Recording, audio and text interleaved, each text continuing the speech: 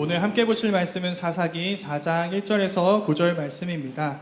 사사기 4장 1절에서 9절 말씀을 우리 한 절씩 교독하고 마지막 절을 합독하도록 하겠습니다. 사사기 4장 1절부터 9절 말씀입니다. 네, 제가 한 절, 여러분들이 한 절 교독하겠습니다. 제가 먼저 읽겠습니다. 에훗이 죽으니 이스라엘 자손이 또 여호와의 목전에 악을 행하매 여호와께서 하솔에서 통치하는 가나안 왕 야빈의 손에 그들을 하셨으니 그의 군대 장관은 하루셋 학고임에 거주하는 시스라요. 야빈 왕은 철병거 900대가 있어 20년 동안 이스라엘 자손을 심히 학대했으므로 이스라엘 자손이 여호와께 부르짖었더라. 그때에 라피도세 아내 여선지자 드보라가 이스라엘의 사사가 되었는데 그는 에브라임 산지 라마와 베델 사이 드보라의 종려나무 아래에 거주하였고 이스라엘 자손은 그에게 나아가 재판을 받더라. 드보라가 사람을 보내어 아비노함의 아들 바락을 납달리 게데스에서 불러다가 그에게 이르되 이스라엘의 하나님 여호와께서 이같이 명령하지 아니하셨느냐. 너는 납달리 자손과 스불론 자손 10,000명을 거느리고 다볼 산으로 가라. 내가 야빈의 군대 장관 시스라와 그의 병거들과 그의 무리를 기손 강으로 이끌어 내게 이르게 하고 그를 내 손에 넘겨주리라 하셨느니라.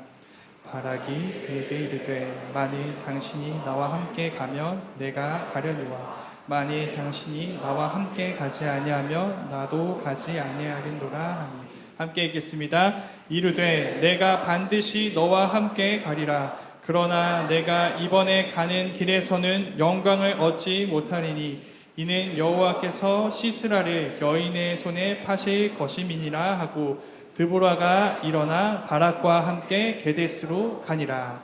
아멘. 네, 지금 계속 웨이브에서는 사사기를 보고 있습니다. 교육부서를 섬기는 청년들은 알겠지만 지금 다음 세대에도 몇 주 전에 사사기였어요. 그때 제가 이제 고등부 설교하면서 했던 얘기가 있습니다. 색깔 얘기였어요. 성경마다 색이 있다면 사사기는 무슨 색일까요? 네, 사사기는 어떤 색이 더해져도 변동이 없는 매우 어두운 검은색입니다. 사사기를 읽으면 마치 터널을 지나는 것 같은 기분이 들어요. 매우 어둡고 답답한 기분이죠. 그래서 빨리 지나가 버리고 싶은데 생각보다 이 터널이 굉장히 깁니다. 우리가 바라는 이 어둠의 길이가 실제 우리가 처한 어둠의 시간보다 굉장히 짧은 거죠. 그러니까 실제 우리가 처한 어둠이 우리가 생각하는 것보다 훨씬 더 길다는 것을 사사기가 계속해서 우리에게 보여주는 거예요. 그게 이스라엘 백성들의 상황입니다. 이스라엘이 생각하는 자기들의 문제와 실제 이스라엘의 문제가 달라요. 우리로 치면 내가 생각하는 나와 실제 나가 굉장히 다른 것이죠.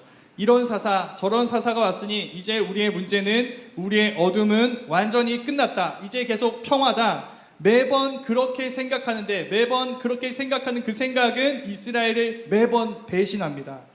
이스라엘은 또다시 이방 족속들의 압제를 당하고 고통의 시간 속으로 들어가요. 왜 그럴까요? 이스라엘의 진짜 문제는 그 이방 족속이 아니라 그들의 구원자 여호와 하나님을 거부하는 죄이기 때문이에요. 그래서 이방 족속에게 지는 건 강한 군사력이 없어서가 아니에요. 만군의 여호와가 그들의 하나님이에요. 만군의 여호와. 그런데 그 하나님을 버렸기 때문에, 그 하나님을 의지하려 하지 않았기 때문에, 그 죄 때문에 이스라엘 백성들은 이미 하나님 때문에 이긴 적이 있는 상대한테 패배를 당해요. 이미 이긴 적이 있는데 그들의 앞에서 또 이길 수 있겠지라고 생각하지만 이미 하나님이 없는 그들은 매우 무기력한 모습으로 그 이방 족속에게 당하고 패배하고 또 패배합니다. 어쩌면 좋을까요? 이런 이스라엘에게 어떻게 하면 좋을까요?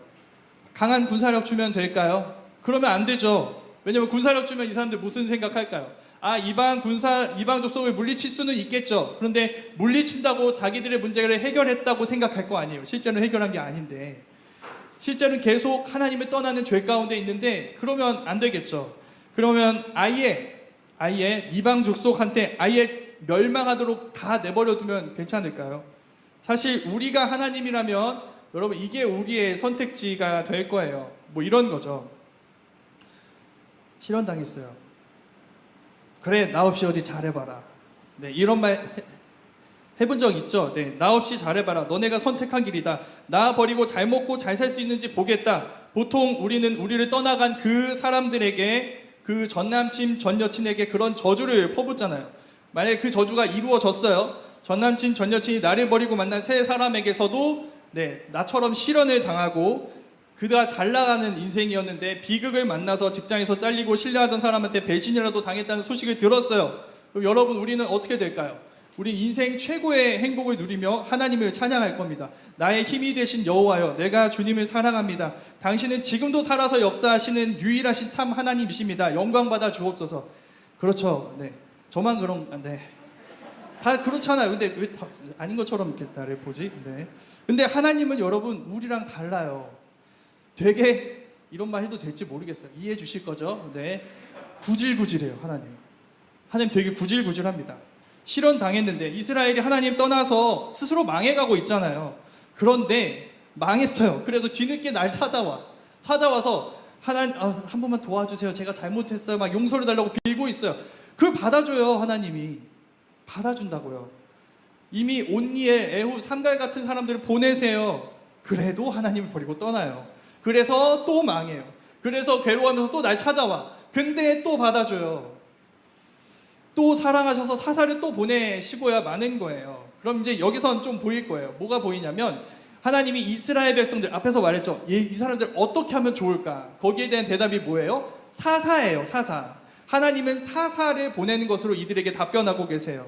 이런 하나님의 사랑 때문에 하나님이 주신 선물이 뭐예요? 사사예요. 그 사사들의 목록을 보면 여러분 공통점이 있습니다. 뭐냐면 온니엘 빼고 다 페널티가 있어요.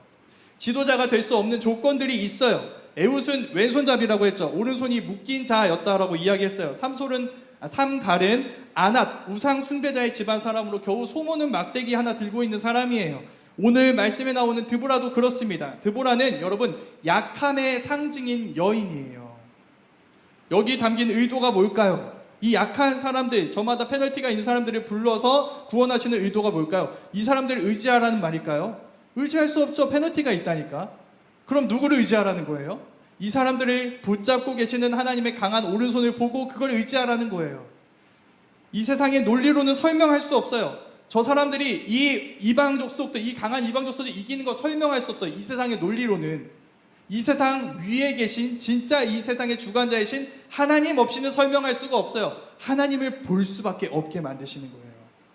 그래서 그 하나님께 우리의 삶에 참된 승리와 평안과 구원과 삶의 의미가 있다는 걸 가르쳐 주시려고 이 사사들, 이 결격 사유들을 부르신 거예요. 그게 우리가 믿는 복음이에요. 복음은 하나님이 이 사사들을 부르신 하나님, 그분이 우리의 하나님이라는 소식이에요.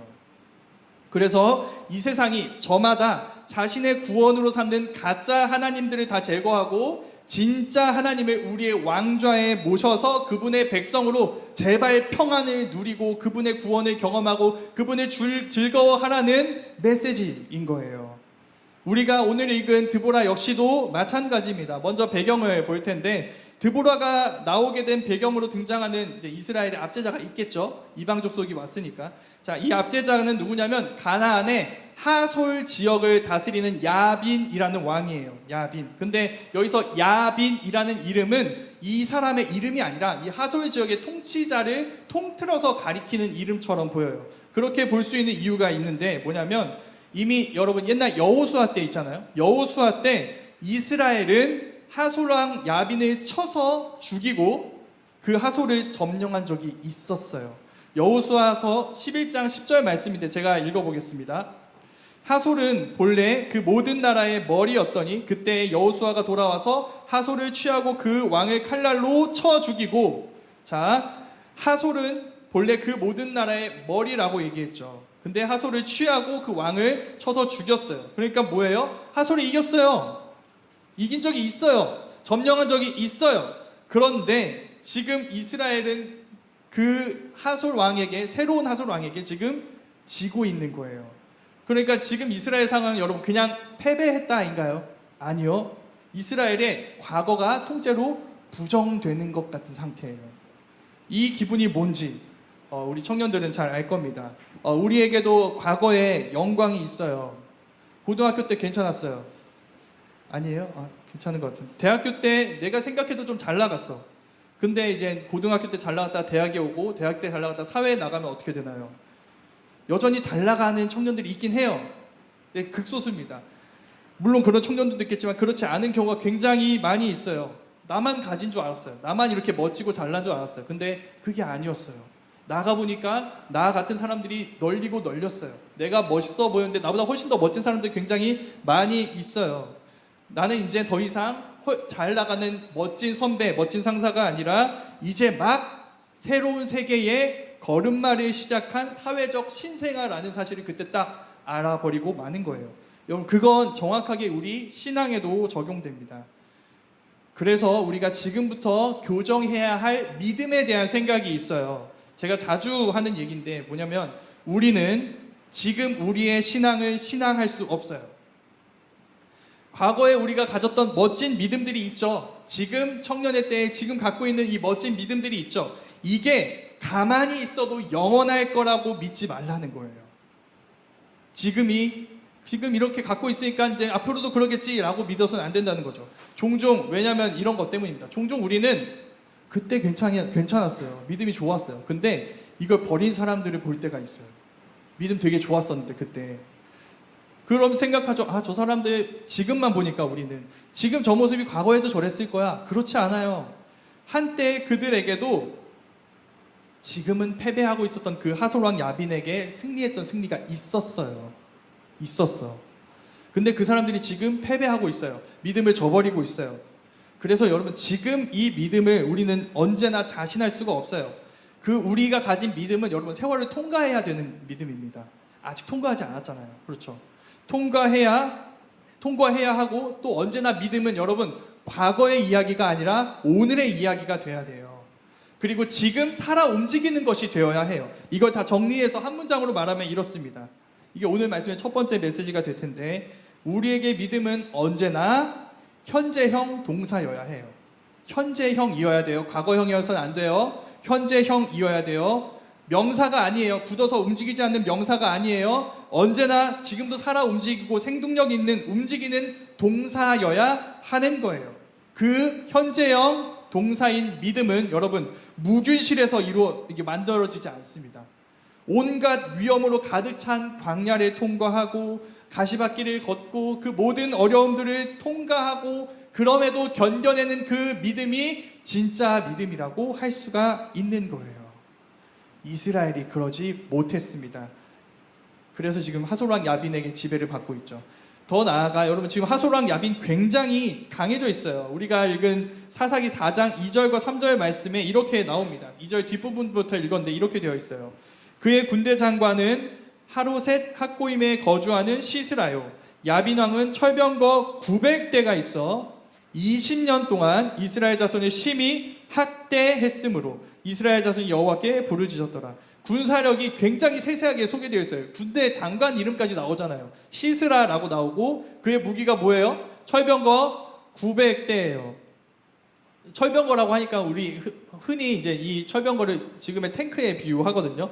적절하죠. 철로 만들었고 언제나 이동 가능하고 크고 그런 강한 무기잖아요. 그런데 철병거 한 대는 여러분 탱크 한 대라고 보면 안 돼요. 한 부대라고 봐야 됩니다. 왜냐면 여러분 지금처럼 철이 흔한 시대가 아니에요. 그때 당시에는. 그리고 철로 뭘 만드는 기술이 그때 당시에서 그 기술은 다른 기술들에 비해서 가장 최첨단의 기술이었을 거예요. 그러니까 만들기 어려워요. 그 만들기 어려운 철병거가 900대가 있어요. 이길 방법이 있을까요? 상식적으로 생각해보세요. 철병거 900대가 있어. 뭘로 이길 거예요? 어떻게 싸울 거예요? 이걸 어디서부터 전쟁을 시작할 거예요? 이 가늠조차가 되지 않는 거죠. 이 뒤에 우리가 읽었는데 학대했다라고 나와요. 철병거 900대로 학대했다. 근데 이 학대했다에 해당하는 단어의 원래 뜻이 뭐냐면 짓누르다, 짓밟다예요. 그럼 여러분 그림이 그려지죠. 이스라엘 지금 어떤 그림이에요? 철병거 900대 아래에 깔려 있어요. 20년 동안 깔려서 죽어가고 있어요. 이게 지금 이스라엘 상황의 그림이에요. 처음에 온니엘 때는 8년 동안 이방인들의 압제를 받았어요. 그 다음에 이제 에우 때는 10년이 더해집니다. 18해예요. 근데 거기에서 지금 이 드보라 때는 몇 년이냐면 20년이에요. 계속 늘어나죠. 20년까지 온 거예요. 그래서 20년 만에 드디어 여러분 이스라엘이 부르짖습니다. 드디어. 그래서 이제 뭐가 등장할 차례인가요? 사사가 등장할 차례예요. 그 어느 때보다 궁금해져요. 도대체 누가 철병거 900대랑 싸울 건가? 어떤 사사가 이미 20년 동안 짓밟혀 있는 이 이스라엘 백성들을 구원할 수 있을 것인가? 그게 드보라인 거예요. 드보라 누구인가요? 여기에 대한 여러 가지 답변이 가능해요. 그런데 지금 우리가 다 내릴 수 있는 한마디 답변은 뭐냐면 드보라는 여성이라는 거예요. 여성. 지금 철병거 900대, 이 전투력은 사사기 나오는 모든 이 이방 족속들의 전투력 중에 가장 세다고 할 수 있어요. 철병거 900대니까. 여기에 맞서 싸우는 사사로 여인이 등장한 거예요. 이 세상의 힘의 논리로 볼까요? 여러분 전쟁에서 힘과 힘이 충돌로 이해하면 지금 드보라의 타이밍을 이해할 수 있나요? 이해할 수 없죠. 왜 지금 하필 드보라야? 라고 생각할 수 있는 그 타이밍에 드보라가 등장한 거예요. 또 한 가지 특징적인 점이 있습니다. 보통의 사사들이 여러분 사사가 될 때는 일종의 문구가 있어요. 일정한 문구. 뭐냐면 여호와께서 그들을 위하여 한 구원자를 세우셨으니 그는 온니엘이다. 그는 에웃이다. 주어가 여호와 하나님이죠. 그런데 드보라는 그게 없어요. 그냥 드보라가 사사가 되었다고 나와요. 좀 불경해 보이죠? 어떻게 보이나? 이렇게 볼 수 있어. 오늘부터 내가 사사할 거야. 다들 내 말 잘 들어. 네가 뭔데 날 판단해. 이런 센케 느낌이 막 나잖아요. 이건 순모임에서도 종종 경험하는 일입니다. 마이크 주지 않았어요. 근데 혼자서 너무나 길게 랩하듯이 막 나눔을 네, 시험들이 청량 없죠? 네, 막 하는 그런 가끔 솔리스트들이 있어요. 물론 정반대의 청년들이 있어요. 아무리 얘기해도 입을 안 열어.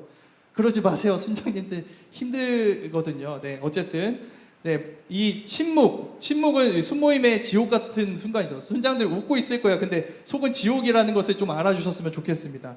그러니까 같이 천국을 만들어 가야겠죠? 입을 열어야 돼요. 그런데 나 혼자 입을 열어요? 아니죠. 같이 입을 열어야 돼요. 서로에게 말할 기회를 줘야 되는 거예요. 같이 합창을 해야 된다는 거예요. 드보라는 솔리스트 같아요. 근데 아무도 마이크 주지 않았잖아요. 근데 혼자 나서서 일어나고 있어요. 공식이 없으니까 여호와께서 부르시지 않았는데 나타났으니까. 근데 여기에 대한 답변인지는 모르겠는데 드보라가 스스로 자기가 어떻게 사사가 되었는지를 밝히는 부분이 5장 쪽에 나오고 있어요. 다음 주에 나눌 말씀이긴 한데 5장 6절에서 7절 말씀에 이렇게 되어 있습니다. 제가 읽어볼게요. 아나세 아들 삼갈의 날에 또는 야엘의 날에는 대로가 비었고 길의 행인들은 오솔길로 다녔도다. 이스라엘에는 마을 사람들이 그쳤으니 나 드보라가 일어나 이스라엘의 어머니가 되기까지 그쳤도다. 자, 여기 방금 읽은 말씀에서 계속 반복되는 이미지가 뭐냐면 비었다, 그쳤다, 없었다예요. 삼갈, 지지난주 말씀이죠. 그 삼갈과 오늘 야엘이라는 여인이 나오는데 야엘 오늘 말씀이에요. 그때와 지금 이 시기에 여러분 길에 사람이 없어요. 길에 대로에 사람이 비었어요. 길이 있어요. 그럼 길로 다니면 되잖아요. 근데 길로 다니지 않고 오솔길로 다녀요. 이스라엘 마을 사람들이 보이지가 않아요. 그쳤다고 나오거든요. 무슨 말일까요? 어떤 분위기인지 보이나요, 여러분? 길에 사람이 없는 거? 조용하죠. 일단 조용하겠죠. 모두가 숨어 있어요. 나서지 않아. 나서서 싸우지 않아. 침묵하고 숨어 있는 거예요. 그때 드보라가 일어났어요. 그럼 여러분 드보라가 그냥 마이크 잡고 혼자 하고 싶어서 나간 건가요? 아니요. 아무도 나서지 않으니까 일어난 거예요. 아무도 나서지 않으니까. 모두가 원래 이렇게 했어야 돼요. 아무도 안 하니까 드보라가 모두가 했어야 하는 그 일을 먼저 일어나서 보여주고 있는 거예요. 그래서 본의 아니게 드보라는 모두가 해야 할 일을 먼저 나서서 감당하는 땜빵이 된 거예요. 땜빵 뭐 바꾸면 대타. 어떤 말로 하든 우리 알고 있어요. 뭘 알고 있냐면 좋은 의미가 아니에요. 무슨 대체물 같은 느낌이잖아요. 없으니까 갖다 쓰는 게 땜빵인 거잖아요. 이가 없으니 잇몸으로 라고 하는데 여러분 내가 잇몸인 거예요. 기분 좋아요? 기분 좋지 않죠. 나도 그리고 나를 그렇게 쓰는 쪽도 어느 쪽도 만족하고 있는 상황이 아닌 거예요. 기분이 좋지 않죠. 그때 여러분 기억해야 합니다. 뭘 기억해야 하느냐? 우리 수련회 때 나눴던 내용들을 기억해야 돼요. 여러분 그 땜빵도 하나님의 부르심이에요.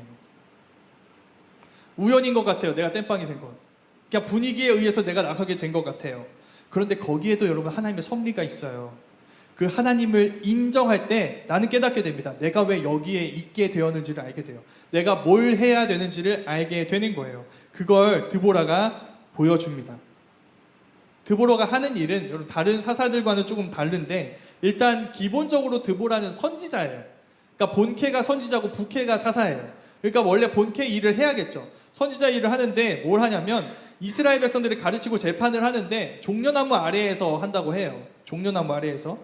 이 종려나무를 굳이 이야기한 이유가 있습니다. 이거 드보라의 이름과도 관련이 있는데 드보라는 무슨 뜻이냐면 벌이라는 뜻이에요. 벌, 꿀벌 할 때 그 벌이에요. 벌이라는 뜻이에요.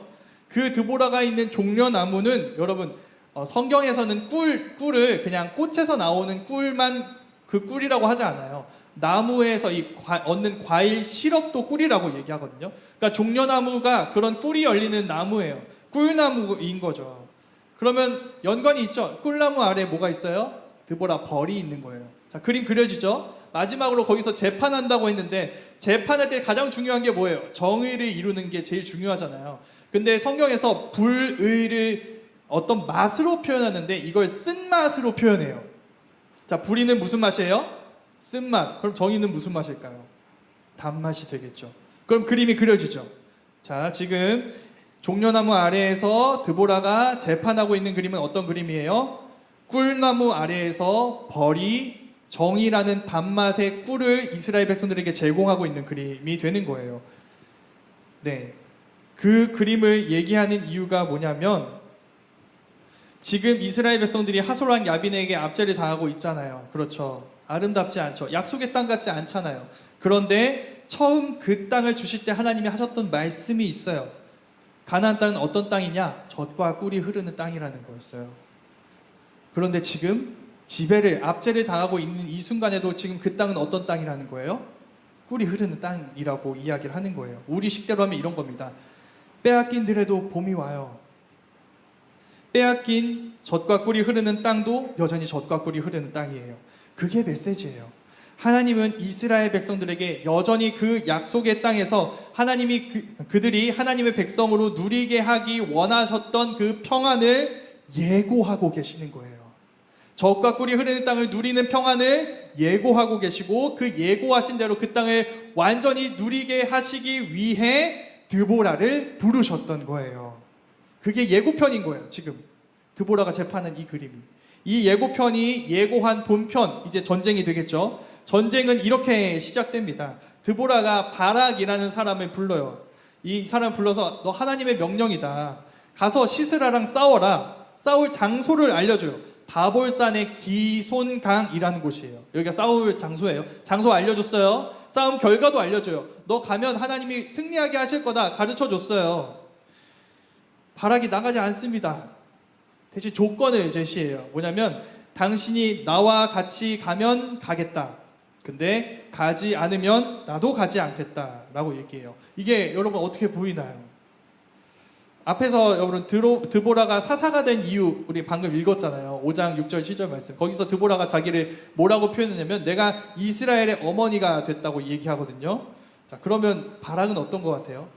엄마 뒤에 숨어있는 애처럼 보이죠. 그렇죠. 마마보이. 엄마 뒤에 숨어서 엄마가 가지 않으면 가지 않을 거야 라고 떼쓰는 것 같아요. 재밌는 건 바락의 이름인데 바락이라는 이름은 무슨 뜻이냐면 번개라는 뜻이에요. 번개. 근데 여러분 번개는 자주 하나님이 대적과 싸우실 때 쓰시는 무기예요. 번개는 하나님의 무기예요. 하늘의 번개는 여러분 하나님이 명령하면 가서 대적을 부숩니다. 근데 인간 바락은 번개라면서 안 움직여요. 안 움직인다고. 인간 번개는 하나님의 약속에도 불구하고 가지 않아요. 그때 드보라가 두 가지를 얘기합니다. 그래, 같이 갈게. 근데 너 이번에는 승리의 영광을 얻지 못하게 될 거야. 한 여인이 얻게 될 거야. 두 가지를 우리는 보게 됩니다. 첫 번째는 뭐냐면 여러분 두려울 때 있잖아요. 그렇죠? 우리 마음이 두렵고 신앙적으로 흔들릴 때 있죠? 그때 의지하세요. 다른 누군가를 의지하세요. 바락처럼 해야 해요. 드보라 의지해야 돼요. 두 번째는 뭐냐면 근데 그 두려움을 박차고 스스로 일어날 수 있어야 돼요.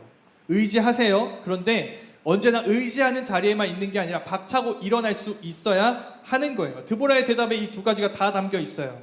내가 같이 가겠다고만 하지 않아요. 네가 영광을 얻지 못할 거야. 영광은 여인에게 돌아가게 될 거야. 왜 여인에게 돌아간다고 할까요? 지금 지금 바락이 왜 주저하고 있어요? 두렵기 때문이잖아요. 그렇죠? 근데 여러분, 바락이 그렇게 두려워하는 시스라를 누구의 손에 파신다고요? 여인의 손에 파신다는 거예요. 그러니까 뭘 알려주는 걸까요? 너의 두려움이 허상이라는 것을 가르쳐 주는 거예요. 여인의 손에 파시는데 너 그게 두렵다는 거야? 지금 이렇게 물어보고 있는 거예요. 그럼 적용해 볼까요? 여러분, 두려울 때 여러분의 믿음의 모범이 될 만한 누군가를 찾으세요. 의지하고 도움을 요청하세요. 그런데 거기에만 머물러 있지 말고 또 한 가지 얘기하고 싶은 게 뭐냐면, 누군가가 두려워할 때 여러분이 그의 의지가 되어줄 수 있어야 돼요. 여러분이 드보라 되어줄 수 있어야 돼요. 그런데 언제까지나 의지가 되어줘서는 안 돼요. 그가 두려워하는 그 마음이 허상이라고, 너 혼자 일어날 수 있다고 그걸 가르쳐줄 수 있어야 돼요. 그래서 그를 혼자 세울 수 있어야 한다는 거예요. 드보라가 지금 그렇게 하고 있잖아요. 그게 드보라의 일이에요. 이제 마지막입니다, 여러분. 전쟁 이야기예요. 전쟁 이야기. 이제 진짜 본편 전쟁 이야기 시작되는데, 자, 이스라엘하고 싸우기 위해 시스라가 나와요. 여러분, 20년 동안 이겼잖아요. 그렇죠? 탱크로 짓밟고 있었잖아요. 그러면 쉬운 상대예요? 어려운 상대예요? 쉬운 상대죠. 근데 시스라가 정말 겸손한 사람인 것 같아요. 자만하지 않아. 철병거 900대 다 끌고 나옵니다. 이스라엘하고 싸울 때. 자, 그때 생각해 보세요. 여러분, 철병거 900대가 앞에 있어. 철이니까 여러분 움직일 때마다 소리가 날 거예요. 900대가 움직이는 소리가 귓가에 들린다고 생각해 보세요. 귀가 울리겠죠. 일단 사운드로 압도가 되겠죠. 그렇죠. 엄청난 압도가 될 거예요. 그러면 이제 시각과 청각을 압도해 버렸어요. 여러분 생각엔 어떤가요? 여기서 어떻게 이기지? 도대체 900대를 어떻게 이길 수 있을까? 그냥 상식적으로 생각해보죠. 무슨 전략을 써야 이들을 이길 수 있을까요? 답이 안 나오죠. 여러분, 제가의 공명도 이건 어렵습니다. 이건 이거 어떻게 싸울 거야? 라고 생각을 하는데, 일단 이긴다고 했잖아요. 어떻게 이기는지 하나님의 전략을 보면 정말 천재적인 것 같아요. 네, 어떻게 이기냐면 잘 들어보세요. 하나님이 이렇게 승리하게 하시는데, 하나님 무기를 쓰세요. 무기가 뭐냐면 비와 번개입니다. 비와 번개. 자, 아까 기손강이라고 했는데, 사실 강이라고 했는데 강이 아니라 와디라는 지역이에요. 와디가 뭔지 모를 거예요. 와디는 뭐냐면 비가 오면 강이 되는 지역이에요. 무슨 말인지 알겠죠? 평소에 평지예요. 근데 비가 오면 강이 돼. 와디에 다 모여 있어요. 그땐 비가 안 왔어요. 그럼 모여 있을 수 있겠죠. 근데 비가 온다고 생각해 보세요. 철병거가 모여 있어요. 근데 그 모인 지역이 강이 되고 있어요. 그럼 어떻게 될까요? 철병거 움직일 수 있어요? 못 움직이죠. 갇혀버리는 거예요. 산채로. 철병거 900대가 통째로 갇혀버려요. 자, 그 다음 두 번째 무기 뭐라 그랬어요? 번개. 번개는 어디로 가요? 철로 가잖아요. 피를 치는. 번개로 쏘니까 철병거가 그냥 다 철병거 안에 있는 이들 산채로 그냥 감전돼서 죽는 거예요. 자, 이 전략이 너무 천재적이에요. 우리는 생각할 수 없어. 하나님이 그런 전략으로 지금 시스라의 900대 철병거를 무너뜨리고 감전시켜서 부셔버리신 거예요. 우리의 모두의 예상을 벗어났죠. 시스라의 무기가 철병거니까 우리가 이길 수 없을 거라고 생각했어요. 그런데 오히려 그게 아니었죠. 시스라가 철병거를 끌고 나왔기 때문에 우리가 이길 수 있었어요. 이게 메시지예요. 이것으로 하나님은 시스라만이 아니라 이스라엘의 두려움과도 싸우시는 거예요. 절대 이 철병거 900대인데 어떻게 이길 수 있겠어? 철병거인데 이길 수 없을 것 같은데, 그런 적군의 무기로 지금 적군이 무너졌잖아요. 모두가 예상하지 못했던 일을 하나님이 하셨어요. 그 무기를 믿지 말라는 거예요. 그 무기를 믿지 말라고 하시는 거예요. 철병거를 우리의 절망의 근거나 구원의 근거로 쓰지 말라고 이야기하시는 거예요. 여러분도 돌아보세요. 한번. 우리 주변에도 철병거 가진 사람들이 많이 보여요. 그것 때문에 저 사람 절대 무너지지 않을 거야, 저 사람 평생 행복할 거야 라고 보이는 그런 사람들이 있습니다. 제 지인의 이제 친구들 이야기인데, 이런 사람들이 있어요. 진짜 잘 살아. 진짜 잘 살아요. 정말 상상할 수 없는 삶이에요. 저로서는. 근데 예수님을 안 믿는 사람들이에요. 그런 사람이 되게 많아요. 그러니까 뭐가 있어요? 그 사람들한테는 철병거 있어요. 여러분 재산 되게 많거든요. 잘 나가요. 무너지지 않을 것 같아요. 철병거가 있어요. 돈 많고 직업 좋고 스타트 라인부터 다른 사람들과 전혀 달라요. 그 사람들이 예수를 안 믿는다고요. 왜 안 믿을까요? 철병거 있잖아요. 철병거 있으니까 안 믿는 거 아니에요? 그렇죠. 이걸로 얼마든지 나를 지켜낼 수 있다고 생각하는 거예요. 이게 나의 구원이 되어줄 거라고 생각하는 것이죠. 근데 여러분 생각해 보세요. 철병거가 그렇게 생각한다면 여러분 철병거가 그 사람들 지켜주고 있는 걸까요? 아니요. 철병거가 그들의 구원을 막고 있어요. 예수님 믿지 못하게 만들잖아요. 철병거가 그런 역할을 하고 있어요. 제가 생각하는 가장 불쌍한 사람들 중에 하나입니다. 제 생각에는 상식적으로 하나님 역사하시면 다 이루어지겠지만 상식적으로만 볼게요. 예수님 믿을 가능성이 거의 없어 보여요. 저 철병거 때문에. 저 사람 잘 나가서 안 믿을 것 같아요. 잘 나가서 예수님이 나의 구원자라고 고백하지 않을 것 같아요. 철병거 있으니까. 부러워요? 아니요, 부럽지 않아요. 너무 불쌍하지 않나요? 여러분 그게 뭐라고 예수님께 나오지 않은 근거로 삼고 있는 거예요. 이게 그들의 구원의 근거가 아니라 그들의 멸망의 근거가 되어버리는 거예요. 왜? 진짜 구원자를 버리잖아요. 그래서 맞게 되는 최종적인 장면이 이제 마지막인데 드보라가 바락에게 이야기한 예언이 이루어지는 장면이에요. 뭐였죠? 시스라를 누구의 손에 판다고요? 여인의 손에 판다고 이야기했죠. 여러분 시스라의 입장에서 한번 생각해 보세요. 시스라예요. 군대 장관. 자, 기세 등등하게 철병거 900대 끌고 나왔어요. 기본적으로 철병거 하나에 한 사람은 있을 거니까 900명 데리고 나왔겠죠. 근데 비가 왔네. 철병거가 다 침수차가 되었어요. 그 안에 있던 900명 이상이 다 번개 맞아 죽었어요. 근데 내가 그런 군대 장관이야. 제정신일 수 있을까요? 이거 멘탈 붕괴가 와도 일찌감치 그 수준을 넘어갔을 거예요. 공황장애에 왔을 거예요. 그 상태로 시스라가 지금 후퇴하고 있다가 어떤 방향으로 돌아가냐면 자기 군대가 나가는 방향 정반대로 돌아가게 돼요. 도망가다가 하솔왕 야빈과 동맹관계였던 헤벨이라는 사람의 장막을 지나게 돼요. 헤벨이라는 사람. 근데 그 헤벨이라는 사람의 아내가 그때 시스라한테 이야기해요. 들어오세요. 두려워하지 마세요. 왜? 두려워하지 않을 수 있죠. 동맹관계니까 두려워하지 않을 수 있잖아요. 들어갑니다. 그때 시스라가 긴장이 좀 풀려요. 그래서 내가 목마르다는 사실을 그때 깨닫는 거예요. 마실 것 좀 달라고 했을 때 그 야엘이라는 사람인데 야엘이 물 대신에 우유를 제공합니다. 근데 엉긴 우유라고 얘기를 하는 거 보면은 좀 요거트 같은 좀 우유보다는 좀 고급 우유를 좀 줬던 것 같아요. 먹고 이제 긴장이 풀리니까 시스라가 잠이 듭니다. 왜냐면 이것 때문에 얼마나 신경을 썼겠어요. 그러니까 얼마나 피곤하겠어.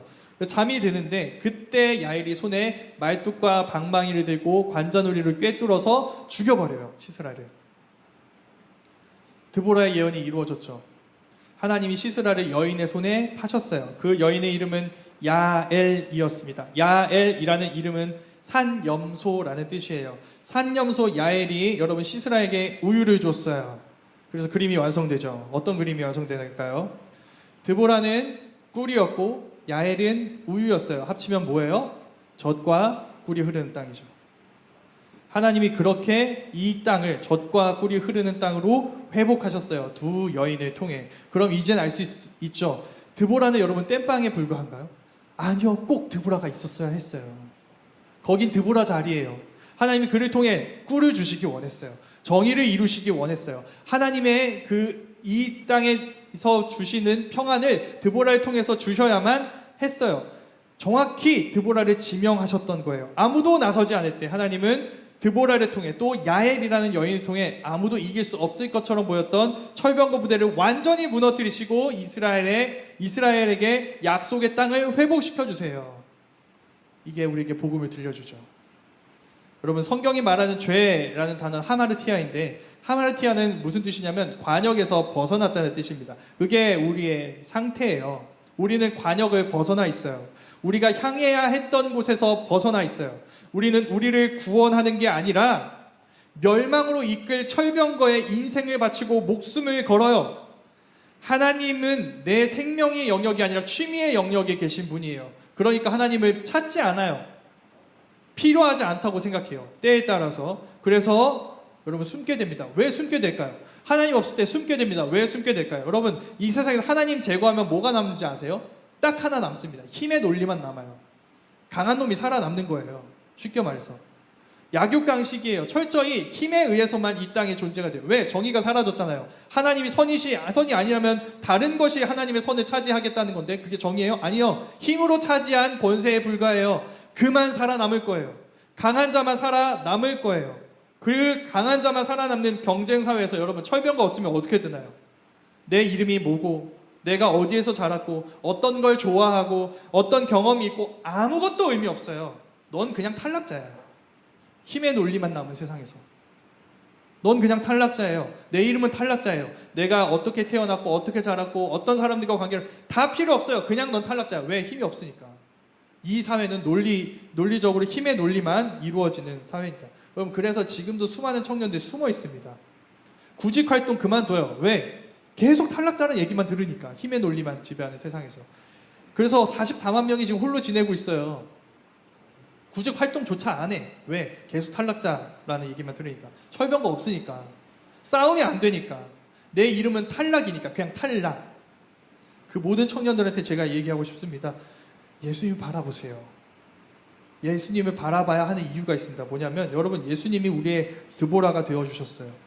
왜? 여러분 아까 얘기했죠. 드보라가 왜 사사가 됐어요? 모두가 해야 하는 일을 아무도 하지 않아서 홀로 나서서 그들이 해야 했던 일들을 감당했다고 이야기를 했죠. 예수님이 그렇게 하셨어요. 예수님은 우리에게 오셔서 우리가 살았어야 하는 삶을 사셨어요. 관역을 벗어났는데 예수님은 관역을 정확하게 적중하셨어요. 하나님 앞에서 우리가 살아야 되는 삶을 예수님은 사셨어요. 그 예수님 안에서 우리는 어떻게 되냐면 예수님 안에서 우리가 잃어버렸던 삶을 되찾게 되는 거예요. 우리가 벗어났던 삶에서 돌이키게 되는 것이죠. 예수님이 주시는 삶의 의미를 되찾아요. 삶의 가치를 회복하게 되는 거예요. 우리의 이름이 탈락이 아니라 원래 하나님의 형상이라는 것을 예수님 안에서 배우게 되는 거예요. 그리고 그런 우리를 위해 우리를 아무도 돌아보지 않을 때, 왜? 우린 탈락이니까. 아무도 돌아보지 않을 때 예수님은 그런 우리를 위해 자기 생명을 주셨다는 소식을 우린 듣게 되죠. 그게 우리의 가치라고 말씀하세요. 그래서 우리의 삶의 의미와 우리의 가치를 되찾고 우리가 이 세상의 논리가 아니라 하나님 나라의 논리로 사는 자들이 될 수 있는 거예요. 그 복음 안에서 우리는 그렇게 삶의 의미와 가치를 회복하고 죽음마저 부활이라는 영광을 향해 나아가는 과정이라는 것을 알게 되어 우리는 부활을 살아가게 됩니다. 죽음으로 끝난 인생이 아니라 부활을 향해 나아가고 있는 사람으로 살아가게 되는 거예요. 우리의 영원한 위로가 되시는 주님, 우리의 영원한 가치를 허락해 주시는 주님, 그 주님 안에서 모든 잃어버렸던 것들을 회복하게 되는 것이죠. 젖과 꿀이 흐르는 약속의 땅, 진정한 약속의 땅인 하나님 나라를 우리는 회복하게 되는 거예요. 예수님이 그 일을 우리에게 하셨던 거예요. 그러니 여러분 예수님께 나아오세요. 우리의 숨어있는 자리, 회피하는 모습을 예수님이 찾아오셨어요. 그 예수님께 나와서 여러분을 향해 가치 있다, 의미 있다 말씀하시는 하나님의 말씀을 좀 들어보세요. 그 말씀을 좀 배워보세요. 예수님이 여러분에게 주신 자기 생명을 여러분 좀 누려보세요. 예수님 안에서 우리가 살아가게 되는 새로운 삶을 여러분 살아보세요. 예수님을 따라서. 거기서 여러분 예수님을 발견할 때 우리는 이전과는 달라지게 될 것입니다.